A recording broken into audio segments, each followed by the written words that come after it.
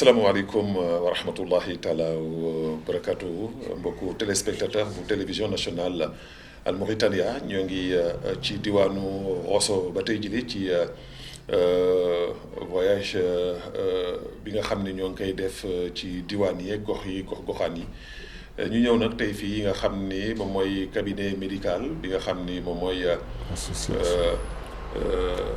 association de lutte contre les maladies chroniques ñi nga xam ne tamit que moom ki ko jiite di Cheikh Tidiane Sall moom mi nga xam ni moom moo jiite ONG boobu nekk fii médecin aussi di fi def liggéey bu mucc ayib di jàppale aussi tamit askan wi ci lu bare bare ñu war a waxtaan nag moom nag waxtaan wu yaatu jëmale ko ci li nga xam ni moom moo jëm ci wàllu lii nga xam ni moom mooy diggante koor gi ñu nekk nii ak jafe-jafe yi nga xam ne ñi dañ koy am waaye waxtaan aussi tamit ngir baaxante conseiller bi nga xam ni dana ko jox ñi nga xam ni ñoom ñooy téléspectateurs yu ñuy seetaan yi nga xam ne dañ leen mën a indil njëriñ voilà donc góor yi ñoo ngi ñëw seet si la fekk la fii si sa cabinet ñu war a seq ak yow ci ay waxtaan ma bëggoon la laaj sama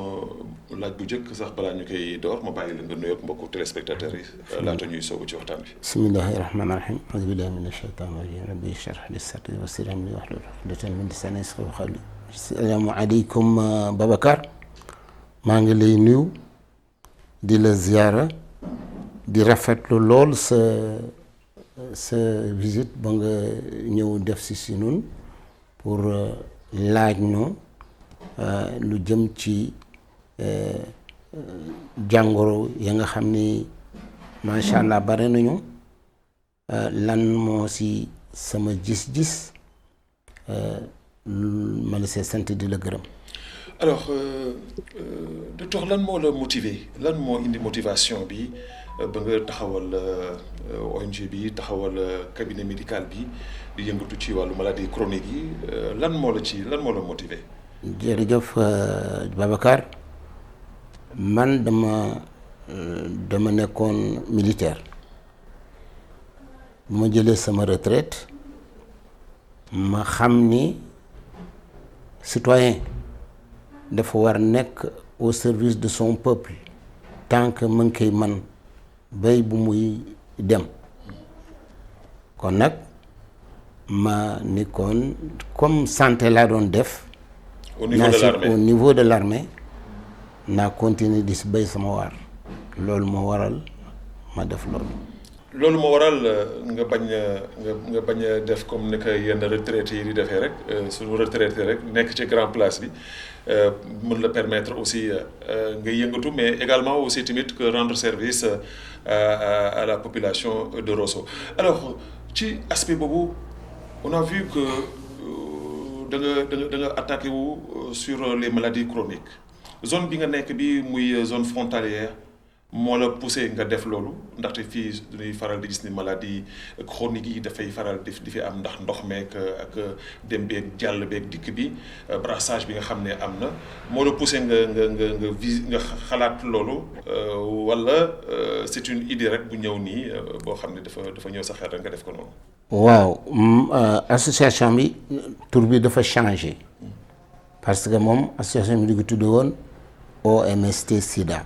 Association d'organisation de lutte contre les maladies chroniques qui luttait spécialement contre les IST, VIH, SIDA. Ok. Bon, mais VIH, c'est une maladie chronique là. Quand bu ñu changer la loi bu nga xam ni les associations relatives aux associations aux ONG, donc j'ai dit que il fallait donc regrouper les maladies chroniques yoo nga xam ne on pourrait di def des sensibilisations di dem di conseiller ñu ko àndal pour que en tout cas ñu am des gens yi nga xam ne daañu dégg à chaque fois que ni jàngoro yi am na te jàngoro yi mën nañu faagaagal te gisuma kenn ku nga xam ni mi ngi taxaw di si wax. kon nag ma ni naa jóg man OMS Sida boobu ma defoon ma boole si di wax ci diabète dafa bare di wax ci hypertension dafa bare di wax ci la ilaha illallah muhammad rasulullah sallallahu alayhi wasallam cancer dafa bare di wax aussi ci drépanocytose dafa bare donc loolu moo ma amené vraiment à être un soldat contre ce fléau. Alors est-ce que ça a été facile ci taxawaay bi nga jëkk a taxaw. Ce n'est pas facile du tout. Ce n'est pas du tout facile parce que il y a un problème tout d'abord de moyens de se déplacer. Il y a un problème aussi ba nga xam ni nit ñi comme ñi ci bare xamuñu réellement où est-ce qu'ils doivent aller pour aller se faire prendre en charge. Donc le fait de dire à quelqu'un attention yow lii ngay numuti demal ci telle place pour que ñu faj la par exemple ku am IST bëggul dem ñu xamal ka dara.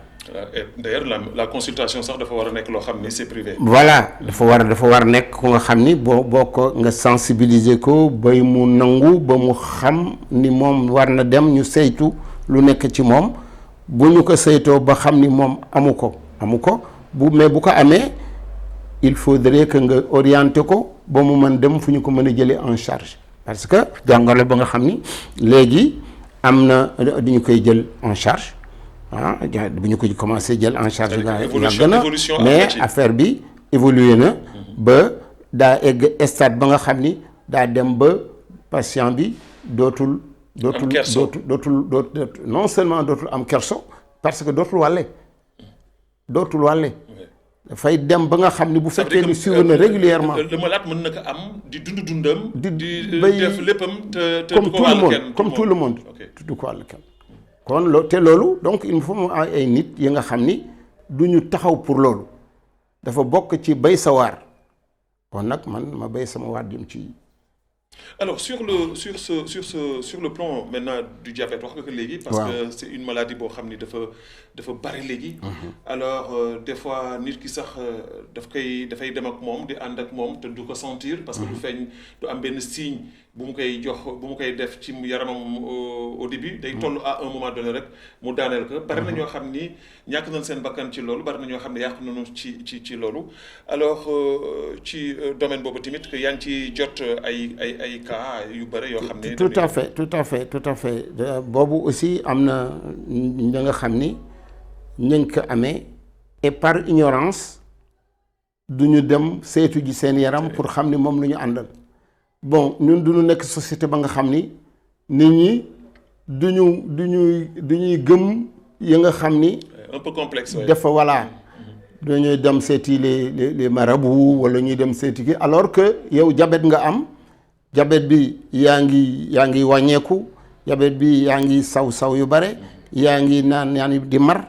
yaa ngi lekk bu bare bon yaa ngi maigrir kon war nga dem saytu sa yaram ba nga xam ni loolu nit bu ko defee mën na niru na waxoon parce que nit gi doo ñëw rek ni ko da ngay am diabète mais da nga naan que demal nga saytu ji ci place sàngam ñu seetal la sa yaram puisque am na ñu nga xam ne boo leen waxee directement da nga am diabète du ñu tiit bon wante boo ñëwee nga ànd ak moom wala nga yénni ko fa nga xam ne bu fa demee daañu seeti yaram bu ñu ko saytoo gis si ni moom mii kat dafa am suukar dafay ñu wax ko lu mu war a bàyyi ak lu mu war a def pour mu am une amélioration. mais ci diggante diabète boobu xam nga diabète dafa am ñoo xam ne ñuy wax ni dafa am ay type wala je ne sais pas ay phase ni ngeen koy waxee yenn technique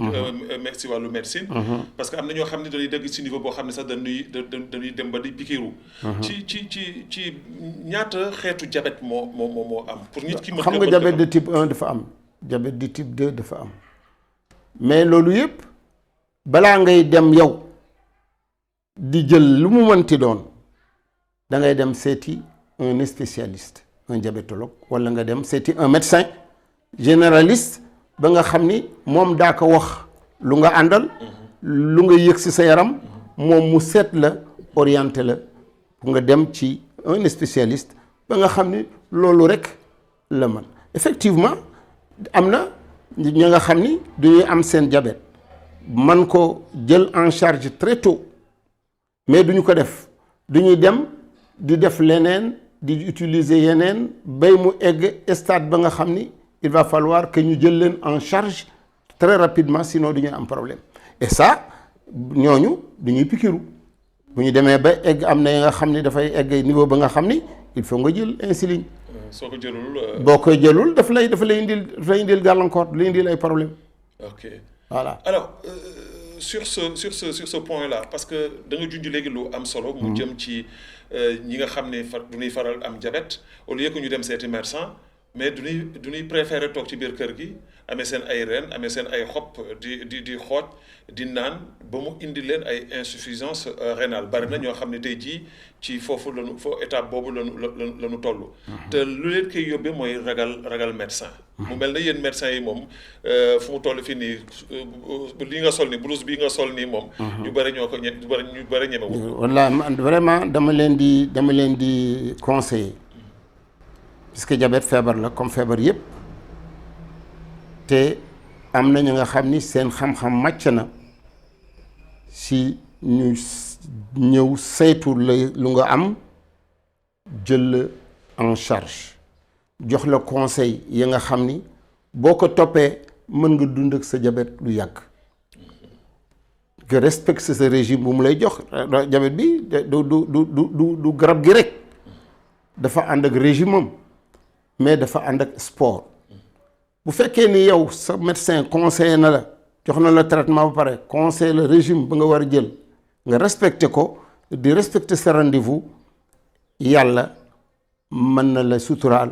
ba jafe-jafe yi nga xam ni mën na la dëkkal mu bañ la daal puisque diabète nag dafa di feebar bu doy waar ba nga xam ni dafay yàq sa organe yëpp lay yàq ko nag bu fekkee ni da nga topp maaman yi di dem si ñoom ñu lay jox ay kii ngay sayam ak di xóoyal di naan alors mën na egg stade ba nga xam ni kenn dootu si man dara ce serait vraiment dommage bu boobaa voilà ci fànn boobu tamit du ñuy faral di gis ni ñi nga xam ni ñoom ñooy amee maladie boobu nga xam ni mooy maladie diabète ñu nga ko léegi effort physique bi nga xam ne war nañ ko def dañ ko dul def da ngay gis koo xam ni day faral di lekk di naan nekk ci climatiseur yi wala naaj bi du ko gis mu ngi tëdd donc ce qui fait que ni lu muy yaakaar rek mooy tout simplement que ni jël naa samay médicament maa ngi naan sama ay reen et foofu la war a yem alors que remède bi gën ci remède yi mooy lu sport maanaam la marche tout à fait vraiment sport dafa bokk ci lépp lu baax ci dundu doomu aadama traitement bi boo seetee sax sport bi moo ëpp njëriñ ak régime bi ci fajum diabète ci garab yi ci waaw ba tax na ni boo daan jël garab da nga ko war jël parce que feebar bi moo ko laaj da nga war de respecter sa régime parce que feebar bi moo ko laaj mais da nga war def sport au moins ngay def 30 à 40 minutes 45 minutes par jour nga koy def dafa nekk lu indispensable ci prise traitement wu diabétique kon nit ñi il faut ñu xam ni diabète bu fekkee ni mën nga déplacer wu xam nga sport du doxe rek du daw rek parce que sport daw marche sport c'est la marche c'est le sport le plus complet. Les Américains du ñuy wax ni le sport le plus complet c'est la marche. C'est la marche bon bu fekkee ni mënuloo marcher même boo toogee sur place ci sa biir néeg mais ngay def ay mouvement mais sport la tout à fait kon sport bi moom diabétique daf ko war def nun noo ngi duñu ko daan def duñ daan def ce qu'on appelle des randonnées pédestres randonnée pédestre bi duñu koy def d'ailleurs incha allah noo ngi organiser benn kii ba nga xam ni d'ici le mois de mai incha allah bu nu yàlla may fekkee danañu organiser benn randonnée pédestre suivie d'une sensibilisation sur le dépistage du VIH, de l'hypertension artérielle, suivi d'un traitement médical gratuit, c'est-à-dire d'une consultation médicale gratuite. docteur ci fànn boobu tamit bëggoon naa ñu wax ci aussi si sensibilisation boobu nga tudd léegi parce que du nekk ci diwaan bi ñu nekk nii muy Rosso diwaan boo xam ni dafa seq ak beneen dëkk. maanaam frontière la. li fiy jàll ci doomu aadama dafa bare. liy dugg aussi tamit ci biir dëkk bi te mënoo leen contrôler dafa bare. alors est-ce que amul beneen rôle boo xam ne tamit que nguur gi war nañ ko mën a jël ci wàllu sensibilisation boobu mën a fexe tamit di fi teg ay mbir yoo xam ni dana mën a permettre kii dugg ci biir réew mi ñu mën a xam nan la duggee ci biir réew mi parce que ci jamono ju toll nii àdduna bi tas na tas boo xam ne lu nekk da nga koy dégg lu nekk da nga koy gis loo xam ni su si ñi ñu farloowu rek mën na yàq lu bari ci société bi. tout à fait loolu lu am maanaa nga wax parce que effectivement fii c'est une zone de rencontre cosmopolite où il y a la rentrée et la sortie des gens bu nga xam ni ñoom ñëpp war nañu xam ni yan mesure préventive lu ñu war a jël bu ñu ñëwee ci dëkk yan mesure préventive lu ñu war a yóbbu bu ñu jógee ci dëkk kon nun daan nañu ko def daanu jël des dépliants nu jël ko di ko distribuer au niveau du débarcadère pour que les gens xam ni sida du ñu koy fagaru xam ni paludisme du ñu fagaru xam ni de yeneen su mel na que diabète ak mel na que yeneen maladie ya nga xam ni en tout cas daañu mën sensibiliser le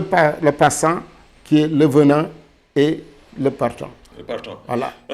ci paludisme boobu zone la boo xam ne aussi tamit que dafay faral di sonal. askan bi nga xam ne ñooy yewoo fii. ndaxte ñax yi ndox mi mu nekk Rosso nekk zone boo xam ni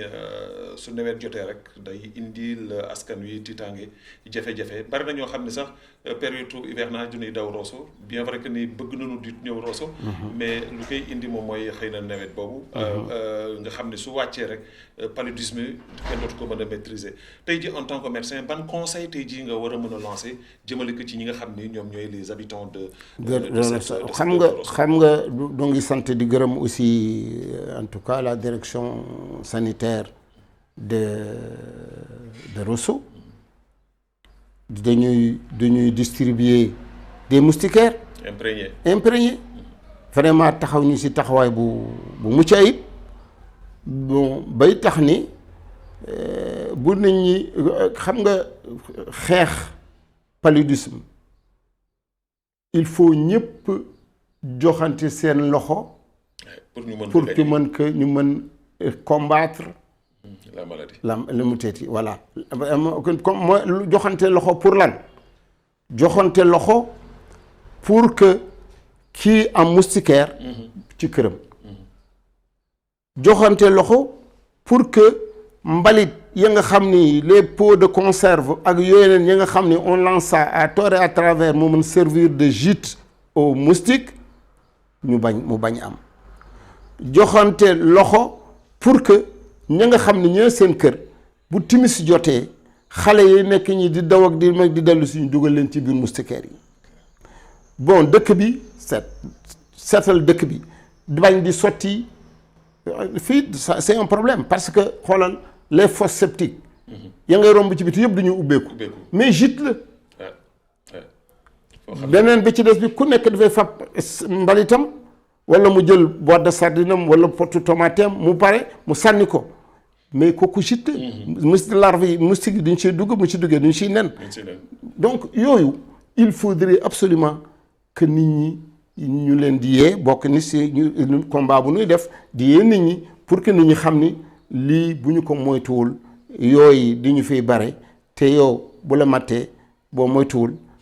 jox la palu te palu man cela veut dire donc que dormir sous une moustiquaire ci moustiquaire imprégné c'est une obligation maanaam la personne dafa war di nelaw sous li nga xam ne moom moo jëm ci moustiquaire imprégné boobu. absolument parce que moom peut-être même boo nelawul sax tant que yaa ngi toog ci biti yaa ngi waxtaan rek war ngeen tekk moustiquaire parce que yooyu du koy nelaw rek lu ñuy matt dañuy matt aussi ku yeewu toog di waxtaan te amuloo donc te nekkuloo ci moustiquaire kon il faudrait que heureusement mani kër yi boo ci dem daa ci fekk ay moustiquaire ya nga xam ni il suffit que responsable famille bi taxaw xam ni mère yi surtout jigéen ñi xam ni seen doom yi duñu fragile te feebar yow mën na indi problème mu dugal leen très tôt ci biir moustiquaire bu ñu daan foo ñu foo ci biir moustiquaire yi jigéen ñi nga xam ne ñu aussi du ñu nekk en état ñoom itam ñu fagaru naam moustiquaire imprégné. et surtout le palu chronique moom dafa xaw doy waar. waaw palu chronique waaw. tout à fait dafay def rechute. et pour cela il est important quand même que nga moytu ak sa kem kattan matu yooyu taxaw aussi pour ndox yi ñuy sotti un peu partout ces flaques d'eau là kii duñ si nen donc loolu yëpp dafay noo tiiti moustique dafay naan si ndox mi yéeg ci kaw garab gi lekk dellu si nen loolu daal di nu mu tiiti ñëw. te production. voilà juróom dafa bare kon yooyu bokk na si ya nga xam ne war nañu ko di combattre et dans la sensibilisation les gens finiront par comprendre que ni faj nu mu tiiti certaines maladies c'est pas forcément l'État ne peut pas tout faire seul. L'État ne peut pas faire tout. Les médecins ne peuvent pas tout faire. C'est pourquoi il y a la société civile. C'est pourquoi nous, ONG, nous mobilisons pour sensibiliser les gens, pour organiser des causeries, organiser des activités sportives, d'autres trucs, des thés, des causeries, des thés autour d'un thé, des thés débats. Tout ça, c'est une façon, en tout cas, de pousser les gens à comprendre qu'il faut se protéger pour éviter. Ça, c'est important. Alors, ci beneen maladie chronique muy hypertension artérielle nekk na maladie boo xam ne tey jii sonal na askan wi vraiment te soigner que c'est pas facile ça coûte cher et des fois les gens ne se retrouvent pas duñu xam fan la ñuy teg seen tànk. foofu tamit que maladie la boo xam ni bëggoon naa nga dellu si ñëw ci baax ak askan wi nit ñi xam lan moo koy indi d'abord. ak yan prévention la ñu war a def pour mën a éviter vraiment d'avoir cette maladie. Vraiment feebar yooyu yëpp ngay gis lu ko gën a mën a indi moom mooy lekk gi. nit ñi il faudrait que ñu xam ni war nañu seet seen lekk yi. lan la ñuy lekk xorom su bare si lan la ñuy lekk beurre yi nu mu tuddati graisse yu bare yi yàpp bu bare graisse lan la ñuy def tëdd seen kër yi bañ bouger duñu dem duñu def sport duñu dox duñu def dara lekk rek tëdd di jël bàyyi aussi sama mbokku jigéen ñi sama doom yi sama soxna yi ñu moytu garab bu ñu gis rek ñu jël ko pour am yaram pour wut yaram pour rafet ñu diwoo produit yi nga xam ni daf leen di indil problème dañ leen indil tension dañ leen indil diabète dañ leen indil sax cancer. ak aussi tamit que bëgg yaram ba mu jaral leen aussi tamit que di wut mbelax maanaam di. voilà naan yenn ruy yeeg yenn kii te doo def benn effort. baaxul sax parce que nga dem nga am toute surcharge pondérale et négative pour son l'intéressé baaxul da ngay bàyyi yow soigne ton alimentation fais ton sport confie-toi à un spécialiste si tu sens que am nga la nga xam ni yëg nga ko sa yaram te xamuloo lu mu di nga dem consultation très tôt. mais docteur ñu mel na ñi nga xam ne ñoom ñooy Oulimata Sall bëgg yàpp. tey jii fu mu toll fi nii soo leen bëggaloon bàyyi loo yàpp. loolu moom coow lay indi problème lay indi te suñuy xool ni la viande rouge aussi tamit que des fois dafa dangereux ça veut dire que ñi dundee foon ni soo lekkul yàpp rek dundoo. déedéet. alors que fu mu nekk ni am na yeneen xeetu lekk yoo xam ne moo ëpp vitamine moo ëpp njëriñ ci yaramu nit ki yéen ñi nga xam ne yéen a yëngu ci wàllu médecine yéen a ma nga gën a xam alors tey jii foofu tamit que ban conseil ngay. nit gi gaa warul continuer rek ngir du dem di lekk yàpp rek yàpp bay kañ yàpp wax naa ni graisse bu ñu jël bi baaxul lu mu lay indil tension lu mu lay indil yeneen feebar ya nga xam ni dafay soqeekoo ci yàpp. tout à fait. yàpp am na feebar ya nga xam ni dafay soqeekoo ci yàpp. yàpp la viande rouge la moo koy joxe. kon da ngay varier tout d'abord. ngay bañ lekk yàpp bu graisse bu am graisse. beneen bi ci des bi sunu lekkul graisse moom. ñooñu ils sont exposés yooyu baaxul. ils sont exposés souvent du ñuy am problème mu res du ñuy am problème mu xol du ñuy am problème seen nu mu tëti nerfs yu bouché donc c'est pas bon c'est pourquoi waruñu lekk yàpp bu am graisse vraiment kenn du ko conseiller nit kenn war ko conseiller kenn surtout que doo yëngatu doo def sport da ngay lekk rek daal di naan ndox mu sedd rek raay sa ko la tëdd. bon loolu da ngay am problème da ngay faire. alors ñi nga xam ni ñooy faral di jàmbat mettitu tànk yu bëre parce que tey gis nañu mettitu oom yi moom léegi amatul xale amatul mag et loolu aussi tamit que bëri na man ci li may yaakaar sama xalaatu bopp rek la que ni xëy na bouillon yi nga xam ne tamit que duñ koy faral di utiliser si biir lekk yi yooyu tamit day faral di indi yenn jafe-jafe yi ci wàllu. mettitu yax yeeg nga xam ne tamit tey sonal na xale yi sonal na mag ñi. gis nga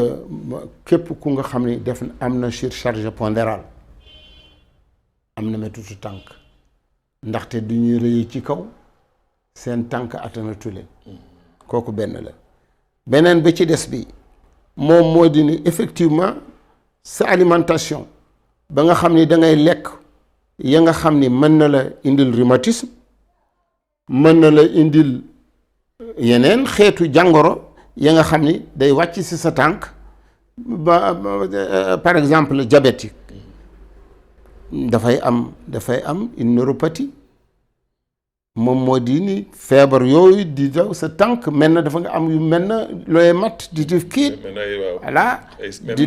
léeg-léeg ça doo yëg sa tànk sa dàll da ngay dox sa dàll simmeeku sax doo ko tey waaw nga gaañu doo ko yëg bay pale bi indil la problème donc yooyu yëpp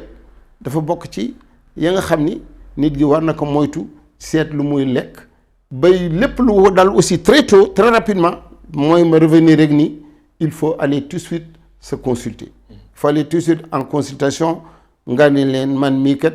dama am benn góom ba nga xam ni wala dama sama fii sama fële day metti pour que médecin bi moom bu nga xam ni moom il connaît mbaa sama wécceem mu orienté la wala mu faj la bu fekkee ni moom moo la war a faj. alors du ñu jeexal sunu waxtaan te laajuma la benn laaj boo xam ni c'est un conseil d'un papa à ses enfants. gis nañu Rosso dëkk la boo xam ni la jeunesse de Rosso ay jàmbaar lañu ay xale yu am pas-pas lañu mais toujours est-il que dafay am toujours lu des ci wàllu motivation bi ci wàllu formation bi parce que dañuy gis ni xale yi bari nañu ci biir diwaanu Rosso mais la formation ça manque wala boog sawarulu ci dem ci formation te jamono ji au 21e siècle du nekk jamono joo xam ni soo amul formation amoo métier c'est zéro mën nga jàng ba am sa doctorat da ngay ñëw jël say diplôme jël ko dugal ko ci biir trois li il faut nga am métier te gis nañu xale yi showtuñu ci wàllu métier boobu ban message en tant que papa en tant que un notable de cette ville là nga xam ne da nga koy jox xale yi pour ñu mën ci bàyyi xel. voilà message bu ma leen di lancer mooy tout d'abord maa ngi leen di sant di leen gërëm maa ngi ci terrain bi maa ngi leen di gis macha allah ay jàmbaar lañu ñu ngi def liggéey yu am njëriñ pour dëkk bi mais il faudrait que ñu nekk benn nekk benn bi moom moo di ñu xam ni ku dëkk Médine ak ku dëkk Ndiourbel ak ku dëkk village des pêcheurs ak ku dëkk Satara ñoom ñëpp Rosso lu ñu bokk te Rosso lu ñu war defar te bëgg defar Rosso parce que defar Rosso moom moo tax ñuy def lu ñuy def actuellement. mooy seen objectif gis naa waaw parce que gis naa leen ni macha allah yéen a leen lafal cat. armeel yëpp dagg nañu garab yi defar nañu miir yi ànd nañoo ak ñey nga xam ni ñoom ñoo di defar tabax miir yi di defaraat armeel yi bale armeel yi taxawaay bu rafet. ma leen di sant di leen gërëm di leen ñaanal yàlla yal na leen yàlla dimbali jàppale leen bay fu ñu bëgg a def seen dëkk bi ñu def ko beneen bi ci des bi moom moo di ni lu nga wax mooy dëgg gis nga métier mooy dëgg ku amul métier amuloo dara. surtout jamono ji ñu toll nii. jaam amuloo dara te dama leen di wax ni état mënul embaucher ñëpp. tout à fait tout à fait tout à fait. état bu mu embaucher 0,000% lay jël. tout à fait. ñaan yi si des yëpp du ñu nekk au chômage. mais boo amee sa métier damay wax toujours nii man yaakaar naa ni xale yi chômage bi duñu seetul comment il faudrait aller vers la lutte contre ce chômage là. Je vois des enfants yi nga xam ni ils ont am nañu métier. mais nekk entrepreneur. voilà mais qu'est-ce qu'ils font duñu dem di xaar pour dem embaucher ji leen alors que 2 ou 3 personnes wala 4 yu nga xam ni bokk nañu métier ñu def seen entrepreneur am benn petite et moyenne entreprise. moyennant en tout cas un peu. mën nañu si dem quelques années il faut employer des dizaines de personnes. voilà les mécaniciens mën nañu ko def les électriciens mën nañu ko def les menuisiers mën nañu ko def les agriculteurs mën nañu ko def donc il faut dama leen di inviter nañu essayer réfléchir qu'est-ce qu'ils peuvent faire pour sortir de cette situation de chômage yu arrivé ak du risque de l'immigration clandestine qui est en tout cas très dangereuse. Vraiment man yaakaar naa ne bu fekkee ni toog nañu xalaat def il y a des experts comptables qui sont là et qui chôment, qui cherchent qui envoient des demandes dans les services pour être embauchés. Mais bu ñu amoon benn bureau d'étude bu ñu toogee def seen travail te yokk seen savoir puisque effectivement il faudrait que les gens di renforcer seen capacité. C'est là les gens vont venir les voir l'État même duñ jàpp daf leen di soxla pour ñëw pour demander seen prestation. Donc je pense que c'est am na un jour mani am na des collègues infirmiers